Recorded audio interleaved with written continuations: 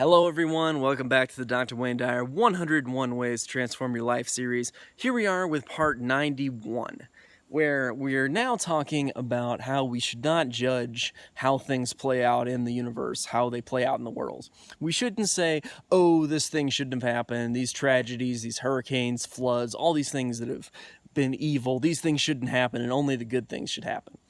And Dr. Wayne Dyer here is saying, no, it should all happen, okay? Like, even the things that we do to prevent that, if we can find technology to stop hurricanes, if we can find technology to do a better job, if we can find ways to negate our problems, that is good too, okay? But we shouldn't say that the world is, like, the way it is, that's not okay.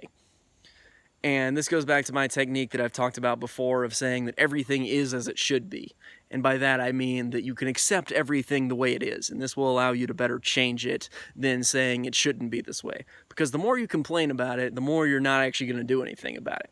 People who complain, and you probably have noticed this, don't actually do anything. They just complain about stuff and then they go back to doing the stuff so they can complain about it more.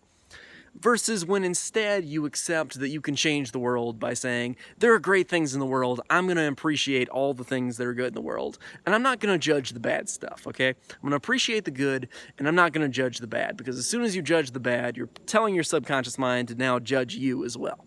And nobody wants that, okay? As soon as you're getting judged by yourself, you don't want that. You don't want that negative energy just flowing into your life, because it screws with your head, it makes everything seem negative, seem unhappy, and instead we can see it so much more positively.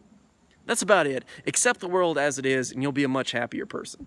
So, I will see you guys next time with part 92. Let's finish off this series. It has been amazing, and I just can't wait to get to the end of it and have our lives so much more transformed. So, stay tuned.